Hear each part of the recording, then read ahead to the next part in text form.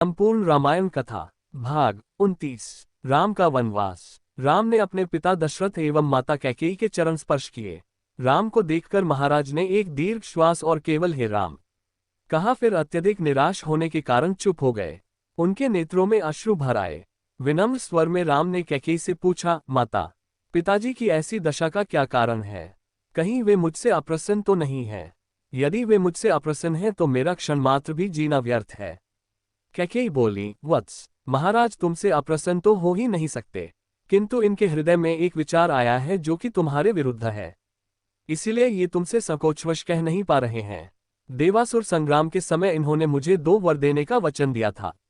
अवसर पाकर आज मैंने इनसे वे दोनों वर मांग लिए हैं। अब तुम्हारे पिता को अपनी प्रतिज्ञा का निर्वाह करने के लिए तुम्हारी सहायता की आवश्यकता है। यदि तुम प्रतिज्ञा करोगे कि जो कुछ मैं कहूंगी उसका तुम अवश्य पालन करोगे तो मैं तुम्हें उन वरदानों से अवगत करा सकती हूँ। राम बोले, हे माता, पिता की आज्ञा से मैं अपने प्राणों की भी आहुति दे सकता हूँ। मैं आपके चरणों की सौगंध खाकर प्रतिज्ञा करता हूँ कि आपके वचनों का अवश्य पालन करूंगा। राम की प्रतिज्ञा से संतुष्ट होकर कैकेयी ने कहा, वत्स, मैंने पहले वर्ष से भरत के लिए अयोध्या का राज्य और दूसरे से तुम्हारे लिए 14 वर्ष का वनवास मांगा है। अतः अब तुम अपनी प्रतिज्ञा के अनुसार तत्काल वकल धारण करके वन को प्रस्थान करो। तुम्हारे मोह के कारण ही महाराज दुखी हो रहे हैं, इसलिए तुम्हारे वन को प्रस्थान के पश्चात ही भरत का राज्याभिषेक होगा। मुझे पूर्ण विश्वास है कि तुम अपनी प्रतिज्ञा का पालन करके अपने पिता को पापरूपी सागर से अवश्य मुक्ति दिलाओगे। राम ने दुख और शोक से रहित होकर कैकेयी के वचनों को सुना और मधुर मुस्कान के साथ बोले, माता, बस इस छोटी सी बात के लिए ही आप और पिताजी इतने परेशान हैं। मैं तत्काल वन को चला जाता हूँ, यही मेरी सत्य प्रतिज्ञा है। महाराज दशरथ राम और कैकेयी के इस संवाद को सुन रहे थे। इसे सुनकर वे एक बार फिर मूर्छित हो गए। राम ने मूर्छित पिता और कैकेयी के चरणों में मस्तक नवाया और चुपचाप उस प्रकोष्ठ से बाहर चले गए। संपूर्ण रामायण कथा भाग 30। माता कौशल्या से विदा। अपने पिता एवं माता कैकेयी के प्रकोष्ठ से राम अपनी माता कौशल्या के पास पहुंचे। अनुज लक्ष्मण वहां पर पहले से ही उपस्थित थे। राम ने माता का चरण स्पर्श किया और कहा, हे माता। माता कैकेयी के द्वारा 2 वर मांगने पर पिताजी ने भाई भरत को अयोध्या का राज्य और मुझे 14 वर्ष का वनवास दिया है। अतः मैं वन के लिए प्रस्थान कर रहा हूँ। विदा होने के पूर्व आप मुझे आशीर्वाद दीजिए। राम द्वारा कहे गए इन हृदय विदारक वचनों को सुनकर कौशल्या मूर्छित हो गईं। राम ने उनका यथोचित उपचार किया और मूर्छा भंग होने पर वे विलाप करने लगी। उनका विलाप सुनकर लक्ष्मण बोले, माता, भैया राम तो सद्गुरुजनों का सम्मान तथा उनकी आज्ञा का पालन करते हैं। मैं समझ नहीं पा रहा हूं कि मेरे देवता तुल्य भाई को किस अपराध में ये दंड दिया गया है। ऐसा प्रतीत होता है कि वृद्धावस्था ने पिताजी की बुद्धि को भ्रष्ट कर दिया है। उचित यही है कि बड़े भैया उनकी इस अनुचित आज्ञा का पालन न करें और निष्कंटक राज्य करें। भैया राम के विरुद्ध सिर उठाने वालों को मैं तत्काल कुचल दूंगा। राम का अपराध क्या है? उनकी नम्रता और सहनशीलता। मैं प्रतिज्ञा करता हूं कि यदि राम के राजा बनने में भरत या उनके पक्षपाती कंटक बनेंगे तो मैं उन्हें उसी क्षण यमलोक भेज दूंगा। मैं भी उसी प्रकार आपके दुखों को दूर कर दूंगा जिस प्रकार से सूर्य अंधकार को मिटा देता है। लक्ष्मण के शब्दों से माता कौशल्या को ढांढस मिला और उन्होंने कहा, पुत्र राम, तुम्हारे छोटे भाई लक्ष्मण का कथन सत्य है। तुम मुझे इस प्रकार बिलखता छोड़कर वन के लिए प्रस्थान नहीं कर सकते। यदि पिता की आज्ञा का पालन करना तुम्हारा धर्म है तो माता की आज्ञा का पालन करना भी तुम्हारा धर्म ही है। मैं तुम्हें आज्ञा देती हूं कि अयोध्या में रहकर मेरी सेवा करो। इस पर माता को धैर्य बंधाते हुए राम बोले, माता, आप इतनी दुर्बल कैसे हो गईं? ये आज आप कैसे वचन कह रही हैं? आपने ही तो मुझे बचपन से पिता की आज्ञा का पालन करने की शिक्षा दी है। अब क्या मेरी सुख सुविधा के लिए अपनी ही दी हुई शिक्षा को झुठलाएंगी? एक पत्नी के नाते भी आपका कर्तव्य है कि आप अपने पति की इच्छा पूर्ति में बाधक न बने। आप तो जानती ही हैं कि चाहे सूर्य, चंद्र और पृथ्वी अपने अटल नियमों से टल जाएं, पर राम के लिए पिता की आज्ञा का उल्लंघन करना कदापि संभव नहीं है। मैं आपसे निवेदन करता हूं कि आप प्रसन्न होकर मुझे वन जाने की आज्ञा प्रदान करें ताकि मुझे ये संतोष रहे कि मैंने माता और पिता दोनों ही की आज्ञा का पालन किया है। फिर वे लक्ष्मण से संबोधित हुए और कहा, लक्ष्मण, तुम्हारे साहस, पराक्रम, शौर्य और वीरता पर मुझे गर्व है। मैं जानता हूं कि तुम मुझसे अत्यंत स्नेह करते हो, किंतु हे सौमित्र, धर्म का स्थान सबसे ऊपर है। पिता की आज्ञा की अवहेलना करके मुझे पाप, नरक और अपयश का भागी बनना पड़ेगा। इसलिए हे भाई, तुम क्रोध और क्षोभ का परित्याग करो और मेरे वनगमन में बाधक मत बनो। राम के दृढ़ निश्चय को देखकर अपने आंसुओं को पोंछती हुई कौशल्या बोली, वत्स, यद्यपि तुम्हें वन जाने की आज्ञा देते हुए मेरा हृदय चूर चूर हो रहा है, किंतु यदि मुझे भी अपने साथ ले चलने की प्रतिज्ञा करो तो मैं तुम्हें वन जाने की आज्ञा दे सकती हूँ। राम ने संयमपूर्वक कहा, माता, पिताजी इस समय अत्यंत दुखी हैं और उन्हें आपके प्रेमपूर्ण सहारे की आवश्यकता है।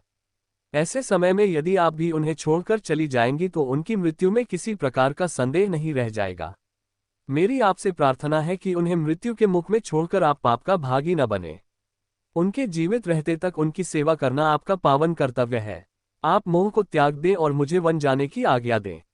मुझे प्रसन्नतापूर्वक विदा करें। मैं वचन देता हूं कि 14 वर्ष की अवधि बीतते ही मैं लौटकर आपके दर्शन करूंगा। धर्मप्रायण राम के युक्तियुक्त वचनों को सुनकर अश्रुपूरित माता कौशल्या ने कहा, अच्छा वत्स, मैं तुम्हें वनगमन की आज्ञा प्रदान करती हूँ। परमात्मा तुम्हारे वनगमन को मंगलमय करे। फिर माता ने तत्काल ब्राह्मणों से हवन कराया और राम को हृदय से आशीर्वाद देते हुए विदा किया। संपूर्ण रामायण कथा भाग 31। सीता और लक्ष्मण का अनुग्रह। माता कौशल्या से अनुमति प्राप्त करने तथा विदा लेने के पश्चात राम जनकनंदिनी सीता के कक्ष में पहुंचे। उस समय वे राजसी चिन्हों से पुनर्तः विहीन थे। उन्हें राजसी चिन्हों से विहीन देखकर सीता ने पूछा, हे आर्यपुत्र, आज आपके राज्याभिषेक का दिन पर भी आप राजसी चिन्हों से विहीन क्यों हैं? राम ने गंभीर किंतु शांत वाणी में सीता को समस्त घटनाओं विषय में बताया और कहा, प्रिय, मैं तुमसे विदा मांगने आया हूं क्योंकि मैं तत्काल ही वकल धारण करके वन के लिए प्रस्थान करना चाहता। मेरी चाहता हूं कि मेरे जाने के बाद तुम अपने मृदु स्वभाव तथा सेवा शुश्रूषा से माता पिता तथा भरत सहित समस्त परिजनों को प्रसन्न और संतुष्ट रखना। अब तक तुम मेरी प्रत्येक बात श्रद्धापूर्वक मानती आए हो और मुझे विश्वास है कि आगे भी मेरी इच्छानुसार तुम यहाँ रहकर अपने कर्तव्य का पालन करोगी। सीता बोली, प्राणनाथ, शास्त्रों बताते हैं कि पत्नी अर्धांगिनी होती है। यदि आपको वनवास की आज्ञा मिली है तो इसका अर्थ है कि मुझे भी वनवास की आज्ञा मिली है। कोई विधान नहीं कहता कि पुरुष का आधा अंग वन में रहे और आधा अंग घर में। हे नाथ, स्त्री की गति तो उसके पति के साथ ही होती है, इसलिए मैं भी आपके साथ वन चलूंगी। आपके साथ रहकर वहां मैं आपके चरणों की सेवा करके अपना कर्तव्य निभाऊंगी। पति की सेवा करके पत्नी को जो अपूर्व सुख प्राप्त होता है वह सुखलोक और परलोक के सभी सुखों से बड़ा होता है। पत्नी के लिए पति ही परमेश्वर होता है। यदि आप कंद मूल फलादि से अपनी उदर पूर्ति करेंगे तो मैं भी अपनी क्षुधा वैसे ही शांत करूंगी। आपसे अलग होकर स्वर्ग का सुख वैभव भी मैं स्वीकार नहीं कर सकती। यदि आप मेरी इस विनय और प्रार्थना की उपेक्षा करके मुझे अयोध्या में छोड़ जाएंगे, आपके वन के लिए प्रस्थान करते ही मैं अपना प्राण त्याग दूंगी। यही मेरी प्रतिज्ञा है। राम को वन में होने वाले कष्टों को ध्यान था, इसीलिए वे अपने साथ सीता को वन में नहीं ले जाना चाहते थे। वे उन्हें समझाने का प्रयत्न करने लगे, किंतु जितना वे प्रयत्न करते थे सीता का हठ उतना ही बढ़ते जाता था। किसी भी प्रकार से समझाने बुझाने का प्रयास करने पर वे अनेक प्रकार के शास्त्र सम्मत तर्क करने लगती और उनके प्रयास को विफल करती जाती। जनकनंदिनी की इस दृढ़ता के समक्ष राम का प्रत्येक प्रयास असफल हो गया और अंत में उन्हें सीता को अपने साथ वन ले जाने की आज्ञा देने के लिए विवश होना पड़ा। सीता की तरह ही लक्ष्मण ने भी राम के साथ वन में जाने के लिए बहुत अनुग्रह किया। राम ने बहुत प्रकार से समझाया, किंतु लक्ष्मण उनके साथ जाने के विचार पर दृढ़ रहे। परिणामस्वरूप राम को लक्ष्मण की दृढ़ता, स्नेह तथा अनुग्रह के सामने भी झुकना पड़ा और लक्ष्मण को भी साथ जाने की अनुमति देनी ही पड़ी। सीता और लक्ष्मण ने कौशल्या तथा सुमित्रा दोनों माताओं से आज्ञा लेने बाद अनुनय विनय करके महाराज दशरथ से भी वन जाने की अनुमति देने के लिए मना लिया। इतना करने के पश्चात लक्ष्मण शीघ्र आचार्य के पास पहुंचे और उनसे समस्त अस्त्र शस्त्रादि लेकर राम के पास उपस्थित हो गए। लक्ष्मण के आने पर राम ने कहा, हे सौमित्र, वन के लिए प्रस्थान करने के पूर्व मैं अपनी संपूर्ण संपत्ति ब्राह्मणों, दास दासियों तथा याचकों में वितरित करना चाहता हूं, इसलिए तुम गुरु वशिष्ठ के ज्येष्ठ पुत्र को बुला लाओ। संपूर्ण रामायण कथा भाग 32। वनगमन पूर्व राम के द्वारा दान। बड़े भाई राम की आज्ञानुसार लक्ष्मण गुरु वशिष्ठ के पुत्र सुयज्ञ को अपने साथ ले आए। राम और सीता ने अत्यंत श्रद्धा के साथ उनकी प्रदक्षिणा की। इसके पश्चात उन्होंने अपने स्वर्ण कुंडल, बाजूबंद, कड़े, मालाएं तथा रत्नजटित अन्य आभूषणों को उन्हें देते हुए कहा, हे मित्र, जनकनंदिनी सीता भी मेरे साथ वन को जा रही हैं, इसलिए ये अपने कनकन, मुक्तमाला, किनकनी, हीरे, मोती, रत्नादि समस्त आभूषण आपकी पत्नी को दान करना चाहती हैं। आप इन आभूषणों को सीता की ओर से उन्हें आदर तथा नम्रता के साथ समर्पित कर देना। मेरी यह स्वर्णजटित शया अब मेरे लिए किसी काम का नहीं है, अतः इसे भी आप ले जाइए। मेरे मामा ने अत्यंत स्नेह के साथ मुझे ये हाथी दिया था, इसे भी सहस्त्र स्वर्ण मुद्राओं के साथ आप स्वीकार करें। राम के वनगमन के विषय में ज्ञात होने पर सुयज्ञ के नेत्रों अश्रु भर आए। सजल नेत्रों के साथ राम के द्वारा प्रदान की गई वस्तुओं को उन्होंने ग्रहण किया और आशीर्वाद दिया, हे राम, तुम चिरजीवी हो। तुम्हारा 14 वर्ष का वनवास तुम्हारे लिए निष्कंटक और कीर्तिदायक हो। वनवास की अवधि समाप्त होने पर लौटने पर तुम्हें अयोध्या का राज्य पुनः प्राप्त हो। इस प्रकार आशीर्वाद देकर गुरुपुत्र सुयज्ञ विदा हुए। उसके बाद राम ने अपने सेवकों को, जो कि राम के वनवास से दुखी होकर रो रहे थे, बहुत सारा धन दान में दिया और सांत्वना देते हुए बोले, तुम लोग यहीं रहकर महाराज, माता कौशल्या, सुमित्रा, कैकेयी, भरत, शत्रुघ्न एवं अन्य गुरुजनों की तन मन लगाकर सेवा करना। सदैव इस बात का ध्यान रखना कि उन्हें किसी प्रकार की असुविधा न हो। फिर राम ने अपनी समस्त व्यक्तिगत संपत्ति को मंगवाकर सीता के हाथों से उसे गरीब, दुखी, दीन दरिद्रों में बंटवा दिया। राम और सीता के द्वारा मुक्त हस्त से दान दिए जाने की चर्चा सारे नगर में दावानल की भांति फैल गई। उन दिनों अयोध्या के समीपवर्ती एक ग्राम में गर्ग गोत्री त्रिजटा नामक एक तपस्वी ब्राह्मण निवास करता था। उनकी बहुत सी संतानें थीं और वह अत्यंत दरिद्र था। उसे अपनी गृहस्थी का पालन पोषण करने में अत्यंत कठिनाई होती थी। राम के द्वारा किए जाने वाले दान की चर्चा सुनकर उसकी पत्नी ने उनसे से कहा, हे स्वामी, आपको भी ज्ञात हुआ होगा कि अयोध्या के ज्येष्ठ राजकुमार श्री रामचंद्र जी अपना सर्वस्व दान में वितरित कर रहे हैं। आप भी उनके पास जाकर याचना करें। हमारी निर्धनता और दरिद्रता से तथा आपकी याचना से द्रवित होकर दयालु राम हम पर भी अवश्य ही दया करेंगे और इस दरिद्रता से हमारा उद्धार कर देंगे। तपस्वी त्रिजटा याचना में रुचि नहीं रखते थे, किंतु पत्नी के बार बार प्रेरित किए जाने पर विवश होकर वे श्री राम के दरबार की ओर चल पड़े। वे शीघ्रातिशीघ्र एक के बाद एक 5 ड्योढ़ियां पार करके राम के समक्ष जा पहुंचे।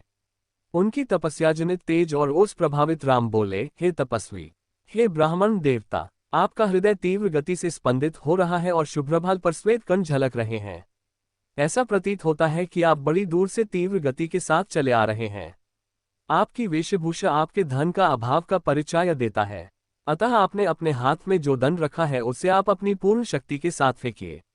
ये दंड जहां पर जाकर गिरेगा, आपके खड़े होने से उस स्थान तक जितनी गौ खड़ी हो सकेंगी मैं आपको अर्पित कर दूंगा और उन गौओं के भरण पोषण के लिए भी पर्याप्त साधन जुटा दूंगा।